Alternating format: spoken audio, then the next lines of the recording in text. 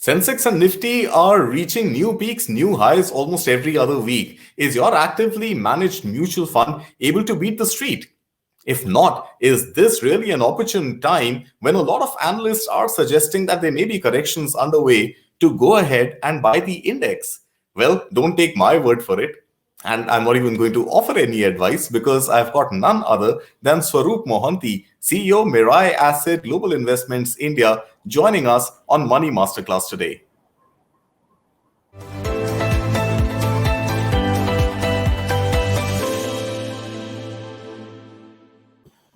Swaroop Mohanty, thank you so much for joining us on Money 9 today. Well, recently Jim Rogers was with us and he was suggesting to the Indian investor that it's almost always a better idea to buy the index rather than go in for selective stocks or selective funds.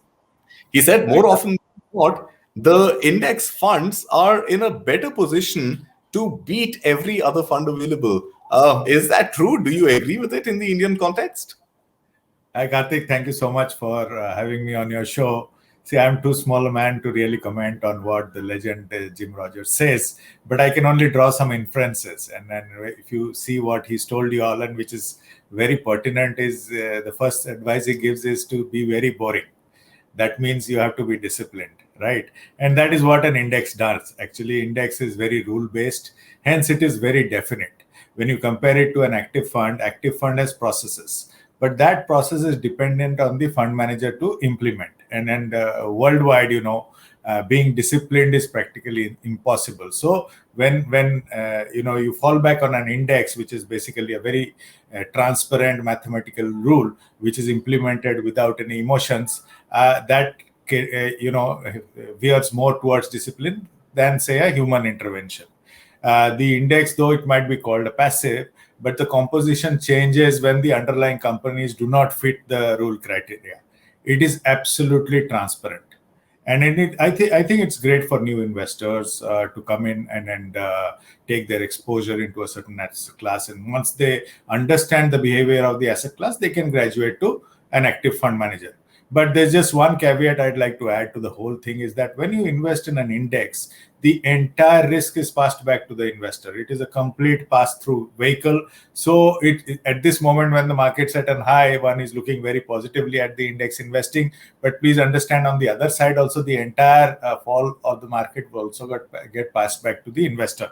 So that's the two sides of investing in index. And over a long run, when you are investing in any asset class for growth, index investing does make a lot of sense.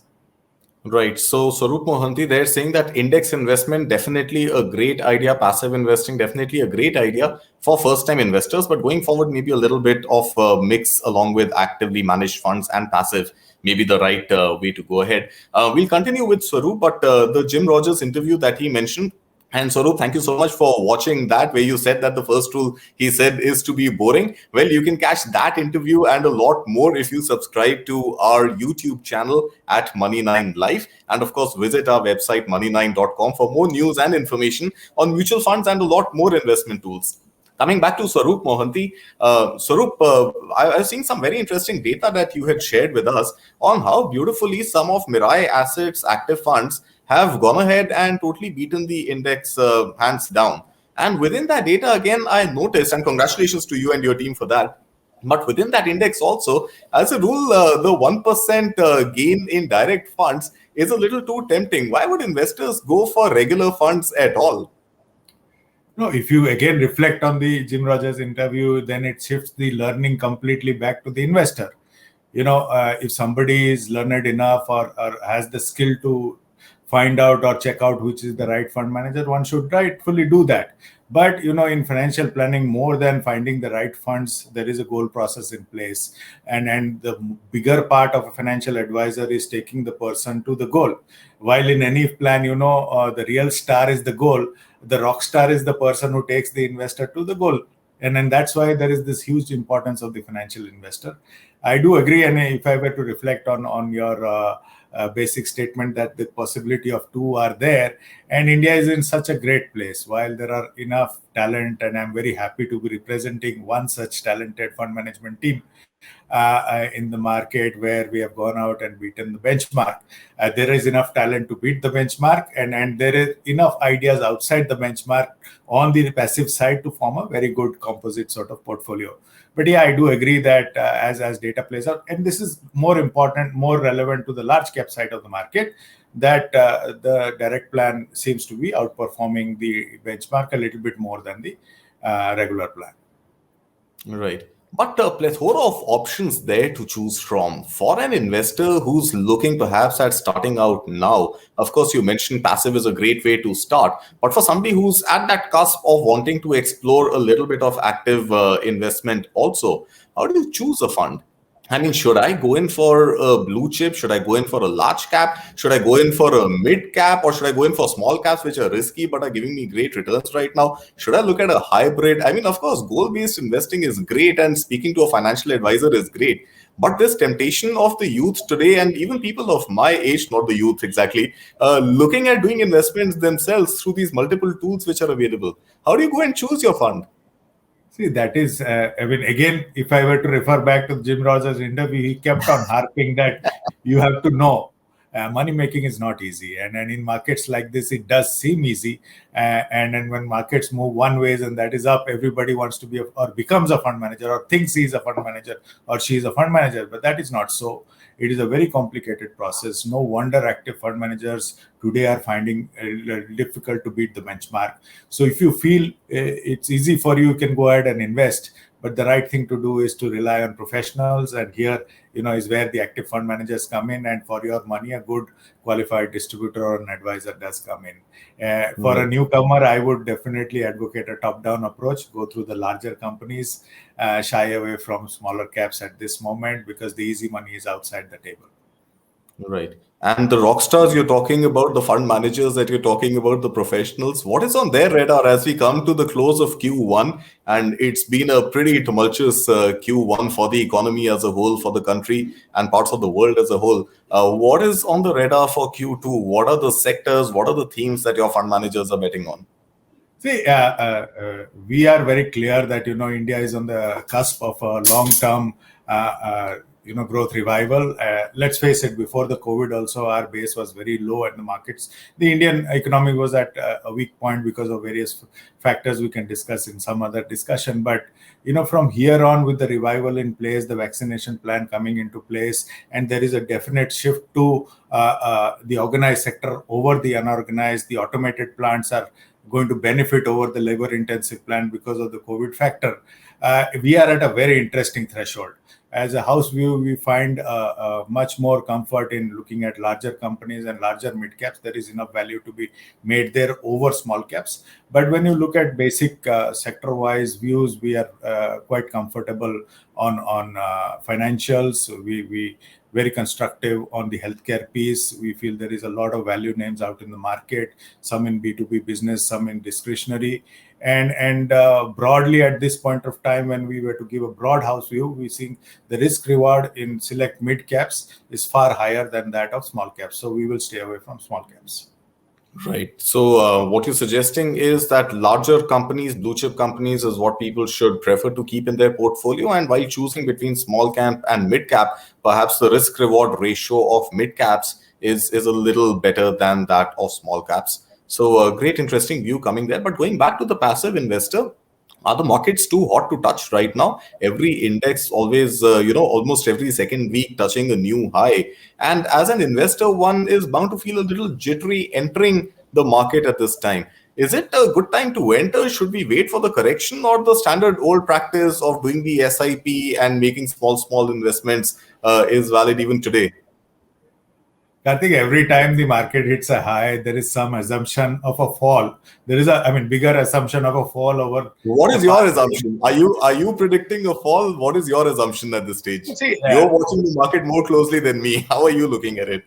Yeah, I have. If you can catch me in print saying that sell India at your own risk, I am a big believer in India and the growth story which will unfold from here. But I mean, this big debate, it's a very interesting question that you asked. Should you be sipping away or should you be a lump sum investor? See, let us look at the SIP on the day of its. See, when you make an SIP, you commit to a definite day of buying a fund, right? So on that day, the SIP investment behaves like a lump sum investment. It does not look at the market. It does not know where the market goes. It just invests, right? Right. And then over a period of time, the investor gets a good experience by participating in the market sustainably in a disciplined manner. And that is why the investment experience grows in an SIP. Similar is the case of a lump sum investor. I believe the best time to buy is when you have the money. If you have any doubts over the index, take an active manager. If you feel the index is poised to go high, buy the index. The choice is yours. India is at a fantastic time when both can be right. And so the key is to be in the market, and the key is to remain invested in the market. And that's what makes money rather than discussions outside the market. That's a reality. Right. And you said sell India at your own risk. And this is something that you had told us even when you were launching the FANG Plus index listed on the NASDAQ. How's that index doing? What is the view from the West? Are Indian investors making good money by investing in overseas stocks? See, I think the investment into global funds or global markets is a reality now. I mean, let's look at India. Or mutual fund investing in India is now 25 years. So for the last, that's AMFI celebrating is 25 years. I'm going by that data. So when you look at 25 years of collecting just Indian equity, there is a case for diversification.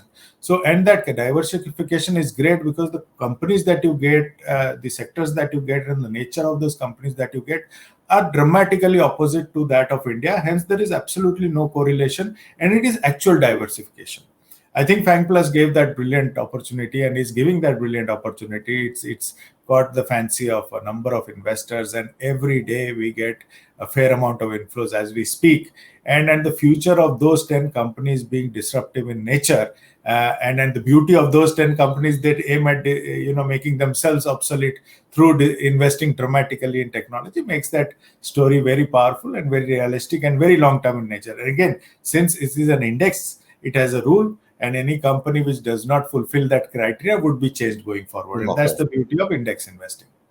Right. So which other index on your radar? FANG Plus, of course, you launched a couple of months back and is doing well for you and doing well for the investors.